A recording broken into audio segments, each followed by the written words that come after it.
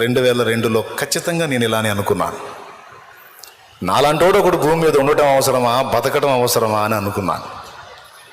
ఒకవేళ దేవుడు నన్ను దర్శించి నన్ను మలుపు తిప్పకపోతే ఈరోజు షాలేమురాజు అనేవాడు ఎవడో మీకు తెలిసేది కాదు. ఈ దేహం ఎముకలు మట్టికి మట్టి అయిపోయాయి. కానీ నా ఆలోచనలు తప్పు అని దేవుడు నాతో మాట్లాడి, ఒరి పిచ్చోడా, నేనెందుకు, నా బతుకెందుకంటావేంట్రా, బోల్డ్ అంత ప్లాన్ ఉందిరా బాబో. మీ అమ్మ నాయన వద్దనుకున్నారా నిన్ను? పనిగట్టుకు నేను పుట్టించా నిన్ను.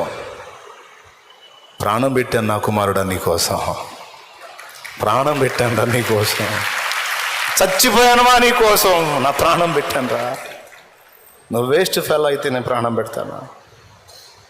నువ్వు వ్యర్థురాలివైతే ప్రాణం పెడతానా? నువ్వు వ్యర్థుడవైతే ప్రాణం పెడతానా నా కుమారుడా? అరికాలు మొదలు నడినెత్తి వరకు, శరం మొదలుకొని సిరిపాదం వరకు తూట్లు తూట్లు తూట్లు తూట్లు పొడిపించుకున్నాను నీకోసం. నువ్వు వేస్ట్ అయితే నేను అట్లా చేశాను.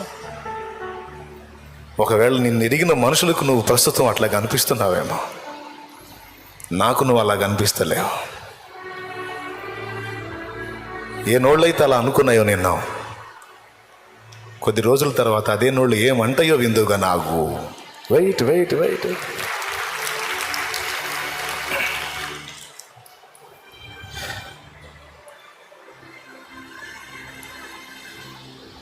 జైల్లో ఖైదీలతో కలిసి కష్టపడుతున్న యోసేపుని ఎవరు అనుకున్నారండి ఐగుప్తు మొత్తాన్ని వెళ్తాడని?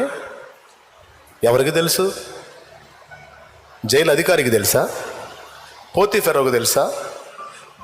యోసేపును అన్యాయంగా జైలు పాలు చేసిందే నింద మోపి పోతీఫెరో వైఫ్కు తెలుసా? యోసేపును పట్టుకొని కొట్టి జైల్లోకి అప్పగించినటువంటి వ్యక్తులకు తెలుసా? వాళ్ళు కొడుతున్నది, అనుమానిస్తున్నది, అవమానిస్తున్నది, దుర్భాషలాడుతున్నది, దారుణంగా మాట్లాడుతున్నది, శ్రమ పెడుతున్నది, కొద్ది రోజులలో ఐగుప్తుని ఏలబోతున్న వాడిని వాళ్ళు అనుకున్నారా? అనుకోలా. కానీ దేవుడు చూడు ఏం చేశాడు, ఎవ్వరు ఊహించలా. కానీ ఇద్దరికి తెలుసు ఆ సంగతి. ఒకటి దేవునికి తెలుసు, రెండు ఆయన దర్శనంలో, చిన్నప్పుడే దర్శనంలో చూపించాడు యోసేపుకి, ఆ యోసేపుకు తెలుసు, ఇద్దరికీ తెలుసు. నన్ను కొట్టండి, తిట్టండి, నీళ్ళు లేని బావిలో వేయండి, బానిసగా అమ్మండి, అపనిందలు వేసి నన్ను జైలు పాలు చేయండి, మీ ఇష్టం వచ్చినట్టు ఆడుకోండి. కానీ ఒక్కటి మాత్రం నిజం, నాకు దర్శనం చూపించిన వాడు సత్యవంతుడు.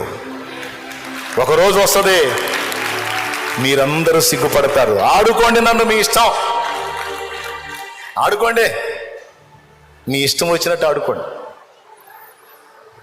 క్లైమాక్స్ చూడండి, ఓకేనా? రకరకాలుగా నిన్ను నువ్వు నిందించుకునే పరిస్థితి. దానికి కూడా కారణం ఉంది సుమి, అదే చెప్తుంది వాక్యంలో. ఏముంటుందంటే, యెహోవా యోసేపునకు తోడై ఉండెను, అతని అన్నలు అతని గుంటలో వేశారు. యెహోవా యోసేపునకు తోడై ఉండెను, 20 తులాల వెండికి బానిసగా సొంత అన్నలే అమ్ముకున్నారు. యెహోవా యోసేపునకు తోడై ఉండెను, సంతలో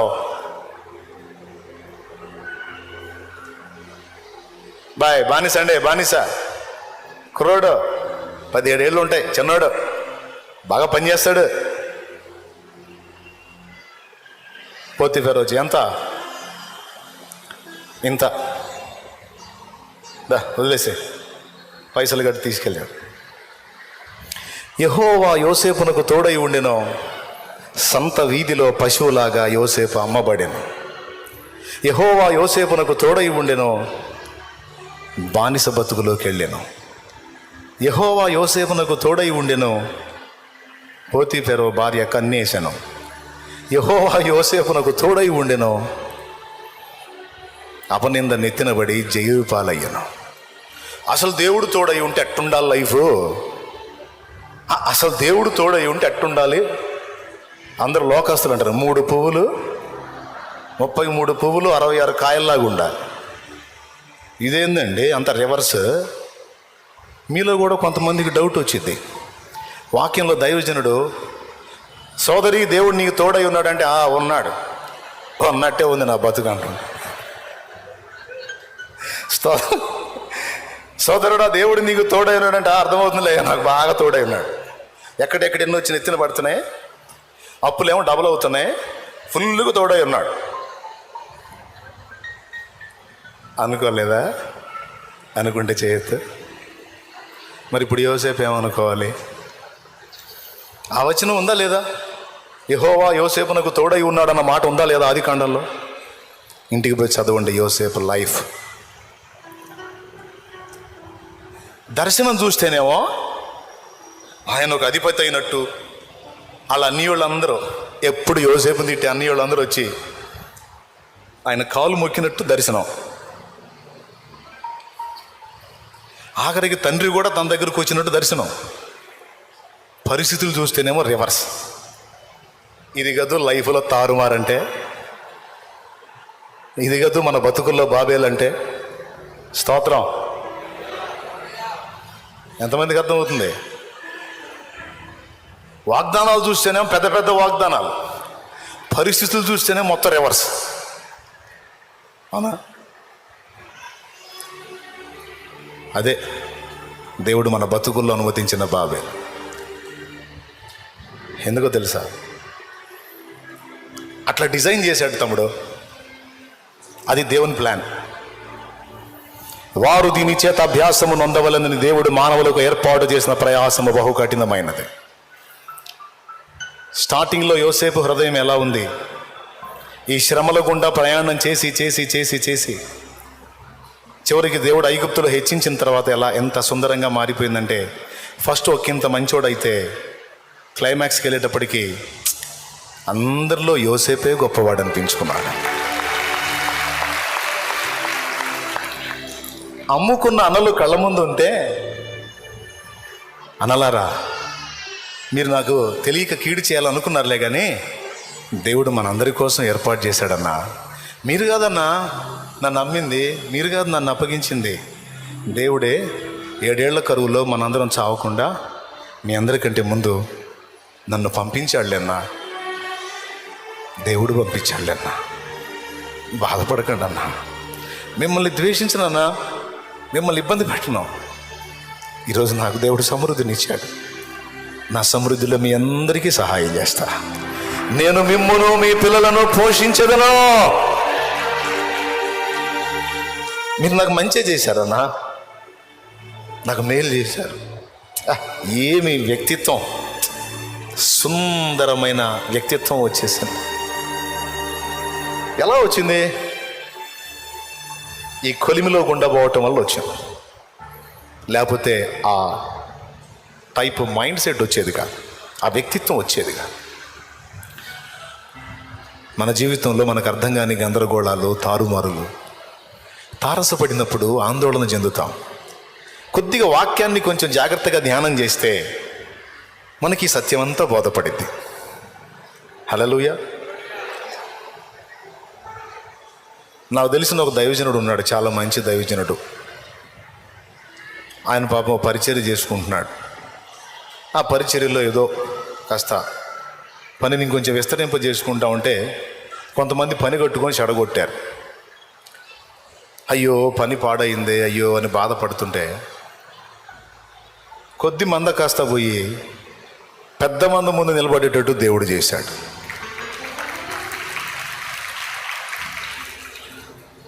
సాల్మన్ అన్నయ్య, ఆయన ఎవరో కాదు, దేవునికి స్తోత్రం. హల్లెలూయా. ఇది ఆరంభమే సుమా, ఇంకా బలమైన కార్యాలు చూడబోతున్నాడు. జస్ట్ దైవజనుడి కోసం మీకు కూడా అదే చెప్తున్నా. నీ అభ్యాసం కోసం, నీలో విరిగి నలిగిన మనసును తీసుకొని రావటం కోసం తమ్ముడు, చెల్లి, దేవుడు మన బతుకుల్లో కూడా కొన్ని బావేల అనుభవాలు రప్పిస్తారంటే తారుమారు, గందరగోళం, గజిబిజి, జుట్టు పీక్కున్న అర్థం కాని పరిస్థితి. కానీ టెన్షన్ పడద్దు, ఇబ్బంది పడద్దు. వాక్యం చూడు. ఒక దైవజనుడు తన అనుభవంలో ఇలా రాసుకున్నాడు. ఒకవేళ నేను యోసేపు తల్లినై ఉంటే నేను ఇలా ప్రార్థించేవాడిని. యోసేపు తల్లినై నేను ఉంటే నేను ఇలా ప్రార్థిస్తాను, దేవా మా వాణ్ణి యోసేపుని వాళ్ళ అన్నలు అంటే నా పెద్ద పిల్లలు ద్వేషిస్తున్నారు, వాళ్ళు అలా ద్వేషించకుండా వాళ్ళని ఆపేయి తండ్రి అని ప్రార్థించేదాన్ని. ఒకవేళ నా ప్రార్థనకు జవాబు రాకుండా వాళ్ళు ద్వేషించి బిడ్డను చంపాలనుకుంటే చంపబడకుండా నీళ్ళలో నా గుంటలో వేయకుండా నేను ప్రార్థన చేసేదాన్ని. అమ్మబడకుండా ప్రార్థన. అంతే కదండి. కన్న కొడుకును బానిసగా అమ్మేసాయి, నాయన అమ్మేసాయి. మా వాడిని బాగా ఫుల్ కోటింగ్ ఇచ్చి నీళ్ళు నేను బావిలో తోసేసాను. ఏ తెల్లని అడిగిద్దా? పెద్దగా చెప్పండి, అడిగిద్దా? ఏ అమ్మాయినా ఏమని ప్రార్థన చేసేది? మా వాడిని అన్నలు ద్వేషించొద్దు, నీళ్ళ గుంట వద్దు, ఐగుప్తుకి అమ్మబడొద్దు, పోతీఫెరో ఇంటికి పోవద్దు, ఎందుకంటే వాళ్ళ ఆవిడ ఉంది అక్కడ. అవునా? మొత్తం వద్దని చేసేది. ఒకవేళ నీ కుమారుడే యోసేపు అయితే నువ్వేం చేస్తావు నాకు చెప్పు. పెద్దయినా నీ కొడుకే యోసేపు అయితే నువ్వేం చేస్తావు ప్రార్థన? మా వాణ్ణి అన్నలు ద్వేషించాలని చేస్తావా, ప్రేమించాలని చేస్తావా? కన్ఫర్మ్. గుంటలో పడదోయబడాలని చేస్తావా, వద్దని చేస్తావా? ఐగుప్తుకి అమ్మబడాలని చేస్తావా, వద్దని చేస్తావా? పెద్దగా చెప్పండి. మరి నువ్వు సౌండ్ రాదింది, అసలు ఈ సౌండ్ దెబ్బకి ఏం వినపట్టలా కదా. అందుకే మనకు అర్థం కానీడు. అర్థమైతే ఖచ్చితంగా అడ్డం తిరిగే ప్రార్థనలు చేస్తాం. అందుకే చాలా విషయాలు గలివిలిగా అట్లా ఉంచుతాడు, కానీ అర్థం కానీడు. అర్థం కానంత మాత్రం నువ్వేం గందరగోళం అవ్వాల్సిన అవసరం లేదు. నీకు క్లారిటీ లేకపోయినా దేవునికి ఫుల్ క్లారిటీ ఉంది నీ లైఫ్లో, నీ లైఫ్ విషయంలో చాలా క్లియర్గా ఉన్నాడు దేవుడు. టెన్షన్ అక్కర్లా. నాకు ఇలా అవుతుంది ఏంది అనుకోవద్దు. ఒకవేళ మోషే తల్లి స్థానంలో నేను ఉంటే మోషే నైల్ నదిలో పడవేయబడొద్దని ప్రార్థించేదాన్ని. ఐగుప్తు ఫరో కూతురు దగ్గరికి వెళ్ళొద్దు అని ప్రార్థించేదాన్ని. అబ్బాయి ఈజిప్ట్ నుంచి మిథ్యానుకు వెళ్ళొద్దు అని ప్రార్థించేదాన్ని. ఇవన్నీ ప్రార్థన చేస్తే ఏం జరిగిద్ది? మోషే ఆ ఉన్న బానిసల్లో ఒకటిగా ఉండేవాడు. అందుకే మోషే ఫ్యూచర్ తల్లికి అర్థం కాకుండా చేసి అనేక మలుపులు తిప్పి లక్షలాది మందికి దీవెనకరమయ్యేటట్టు చేశాడు. Praise the lord. ఎస్తేరు వాళ్ళ అమ్మగాని ఉన్నట్టయితే వాళ్ళ అమ్మాయిని ఆ రాణి పోటీకి పానిచ్చేదా? వద్దయ్యా, వాళ్ళంతా దరిద్ర గుంపు, వాళ్ళ ఆచారాలు అలవాట్లు వ్యవహారాలు వేరు. మన అమ్మాయి యూదురాలు, నిష్కల్మషురాలు, ఆ దరిద్రుల మధ్యలోకి పోతే చెదరైపోతుంది. నా బిడ్డ ఎన్ని బాధలు పడుద్దో. ఆహా, నా అమ్మాయి దూరం అయితే నేను తట్టుకోలేను, ఏమండి వద్దు అనేది. అంతేనా కాదా? ఎవరిని? వాళ్ళ ఆయన్ని. వాళ్ళిద్దరు లేరు, అందుకే ముందే వాళ్ళిద్దరిని తీసేసుకున్నాడు. కొంతమంది దేవా నన్ను ఎందుకు అనాథం చేశావు అంటారు. దానికి ఇది సమాధానం. వాళ్ళు ఉంటే పరిస్థితి వేరు, వాళ్ళు లేకపోతే పరిస్థితి వేరు. టోటల్ ప్లానే వేరు. ప్రతి జీవితానికి ఈ పాయింట్ అన్వయించుకోవచ్చు. క్రీస్తునందున్న ప్రతి ఒక్కరూ దీన్ని అవగాహన చేసుకుంటే ధన్యులు. తమ్ముడు, ఇది క్లియర్గా నీకు అర్థమైతే నీ లైఫ్లో ఉన్న తారుమారు కూడా నీకు సూపర్గా అనిపిస్తుంది. ఇంకేం కావాలి, ఇంకేం చెప్పాలి? అయిపోయింది.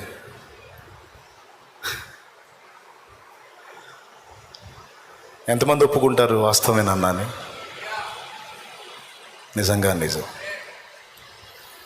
అయితే నువ్వు చేయాల్సింది ఒకటి, యోసేపు ఎలాగైతే తన సృష్టికర్తకు తను తాను అప్పగించుకొని తనకున్న దర్శనాన్ని బట్టి ప్రయాణం చేశాడో, నీకు దేవుడిచ్చినటువంటి దర్శనాన్ని బట్టి ఆయన వైపే చూస్తూ ముందుకు సాగిపో.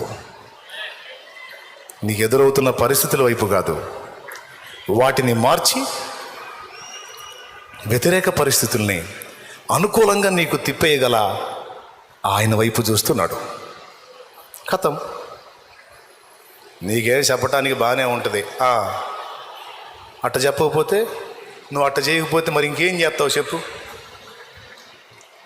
ఉన్నది అదే దారి. ఎటు చూస్తూ? ఆయన వైపు చూస్తూ. ఈ తారుమారులే ఒక సుందర వ్యక్తిత్వాన్ని నీకు తీసుకొస్తాయి, సుందర భవిష్యత్తు కూడా నీకు ఇస్తాయి. ఇక్కడ కూర్చున్న వాళ్ళు ప్రతి ఒక్కరూ ఏదో ఒక వేదంలో ఉన్నారు, ప్రతి ఒక్కరూ ఏదో కలతలో ఉన్నారు, ప్రతి ఒక్కరు సేవకులతో సహా ఆటుపోట్లో నలుగుతున్నారు. అందరికీ ఒక్కటే సమాధానం.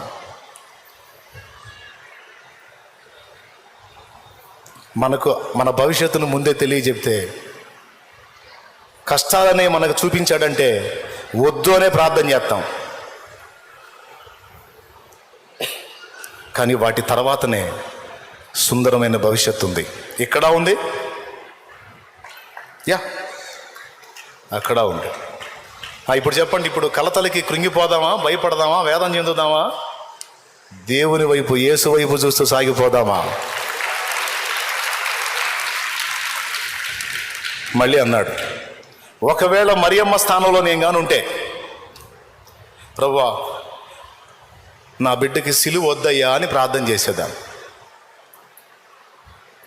ఆ శ్రమలు వద్దయ్యా అని ప్రార్థన చేసేదాన్ని.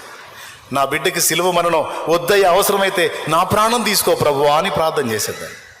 ఒకవేళ మరియమ్మ ప్లేస్లో నువ్వు ఉంటే నువ్వేం చేస్తావు? ఒక తల్లిగా, సోదర, ఒక తల్లిగా నువ్వేం చేస్తావు? యేసయ్యకు నువ్వే తల్లి అనుకో, ఆయన నీ బిడ్డ, నువ్వేమని ప్రార్థన చేస్తావు? ఆయనకి సిలువ కావాలని చేస్తావు, వద్దని చేస్తావా? మరి ఆయన సిలువ ఎక్కకపోతే మనల్ని వేయాలి సిలువ మొత్తాన్ని పట్టుకొని. అందుకే మన క్లారిటీ ఉండనీయుడు. మన లైఫ్, మన జీవిత ప్రయాణంలో స్పష్టత ఉన్నాడు, క్లారిటీ ఉన్నాడు. గలిబిలిగా వెళ్తుంటుంది. కానీ క్లైమాక్స్ చూస్తే పద్ధతి ప్రకారం సెట్ అయిపోయి ఉంటాయి అన్నీ. ఇది దేవుని పద్ధతి, దేవుని ప్లాన్, దేవుని నడిపింపు. ఇప్పుడు 3 బాబేలు అయిపోయినాయిగా. నంబర్ 1 ఆది కాండంలోని బాబేలు, 2 సంఘములోని, 3 మన బతుకుల్లోని. అవసరమా అనవసరమా? ఎంతమంది అవసరం అంటారు? చేతులు ఎత్తండి. కన్ఫామా? ఇట్టిట్ట కాదు. అట్లయితే మరి ఇక ప్రార్థన చేయబోతున్నా. ఏమని దించవాకండి, ప్రభా తారుమారుని ఇంకా డెవలప్ చేయతండి, ఇంకా గందరగోళంలో నెట్టేతండి, మా బిడ్డలు రెడీ అయిపోయారు అనేదా? వద్దా? మరి ఇప్పుడే కదండి కావాలన్నారు అనలే. భయపడవాకండి, ఎందుకంటే ఆల్రెడీ పాపం తారుమారులోనే ఉన్నారు. ఒక కొలికి వచ్చిద్దా రాదా? నోరు తెరిసి అందరు చెప్పండి. మరియమ్మ ప్లేస్లో ఉండి కాదు, దేవుని వైపు చూసి దేవుని ప్లేస్లో ఉంటే కానీ మొత్తం మ్యాటర్ అర్థం కాదు. ఈ సింపుల్ మ్యాటర్ నీకు అర్థమైతే నీ జీవితంలో ఇప్పుడు ఎదుర్కొంటున్న చేదైన అనుభవాలన్నీ భవిష్యత్తులో నువ్వు తీయని సాక్ష్యాలుగా చెప్పుకుంటావు.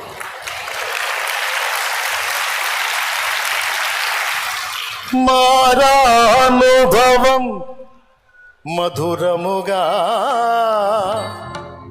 మార్చగలవు నీవు. ఇదేదో జస్ట్ ఓదార్పు కోసంగా, వాస్తవం. కలతల గుండా నువ్వు ప్రయాణం చేస్తుంటే అందులో దేవుని అనుమతి ఉంది, దేవుని ఆమోదం ఉంది. వైఫల్యాల్లో ఉన్నావా? ఆ కొలిమి నీకు అవసరమై ఉంది. అవును, నిన్ను పిలిచిన దేవుడు నమ్మదగినవాడు, శోధనలో నిన్ను విడిచిపెట్టిపోడు, కంటి పాపలా తోడుండి నిన్ను కాచుకుంటాడు, కన్న తండ్రిలా తోడుండి నిన్ను ఆదుకుంటాడు. నమ్మునేస్తమా, ఇది సత్యం. వీడబోకుమా విశ్వాసం.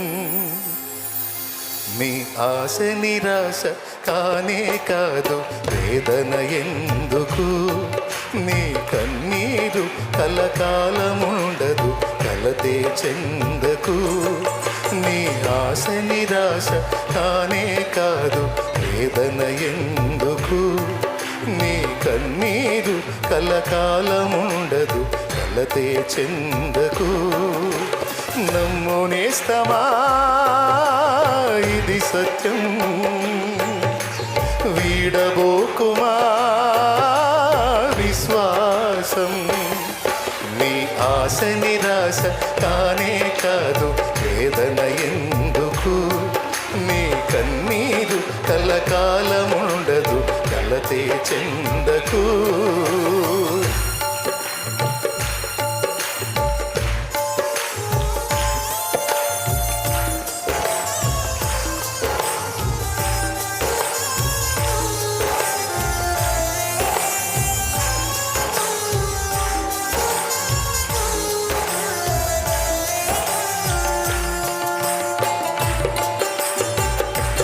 దేవునికి మనసారా స్తుతి చెప్పు. ఓటమిలో ఉన్నావా, బాధపడద్దు. ఫెయిల్ అయి ఉన్నావా, బాధపడద్దు. కాల్చబడకపోతే విలువ పొందని, చీల్చబడకపోతే వర్షాన్ని ఇవ్వదు.